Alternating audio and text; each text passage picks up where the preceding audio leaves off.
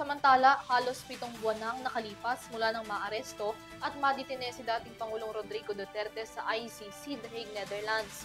Ngunit para sa pamilyang Duterte, hindi matatabunan ng panahon ang kanilang laban upang mapanagot ang mga sangkot sa umano'y iligal na pag-aresto sa kanilang padre de pamilya.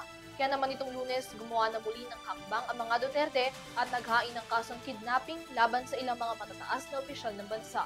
Narito ang balita. Sa gitna ng kanselasyon ng ICC confirmation hearing para sa kasong Crimes Against Humanity laban kay dating Pangulong Rodrigo Duterte, mas umigting din ang apela ng kanyang kampo para sa kanyang interim release at para sa indefinite adjournment ng kanyang kaso.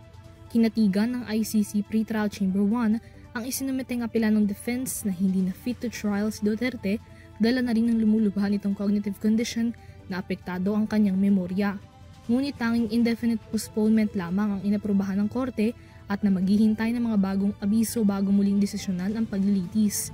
Dito sa Pilipinas, muli ring nabuhay ang isyu ng umano'y iligal na pag-aresto kay Duterte.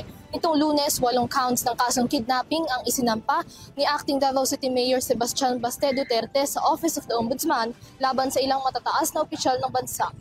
Ang kaso kaugnay ng pag-aresto kay dating Pangulong Duterte noong Marso dahil iligal na umano ito lalo pa at kumalasta ang Pilipinas sa Rome Statute noon pang 2019.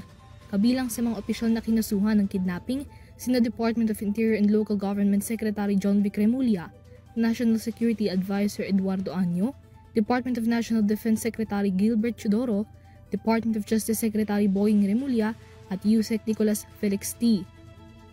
Sinampahan din ng parehong kaso sina former PNP Chief General Romel Marbil, former CIDG Director at former PNP Chief General Nicolas Torre III, Philippine Special Envoy for Transnational Crime, Honorable Marcos Lacanilao, Philippine Center on Transnational Crime Executive Director Anthony Alcantara, Prosecutor General Richard Anthony Fadulion, at PNP Directorate for Comptrollership Director at dating PNP Spokesperson Police Brigadier General Jean Fajardo. Sa nasabing kaso, muling iginiit ng kampo ni Duterte na iligal at hindi dumaan sa legal na proseso ang pag-aresto at pagdala kay FPRRD sa The Hague, Netherlands. Kabilang din sa reklamo ang kaso ng arbitrary detention, direct assault, usurpation of judicial function, paglabag sa Anti-Torture at Anti-Graft and Corrupt Practices Act. Para sa EuroTV News, Mia Layagin, sumasaludo sa bawat Pilipino.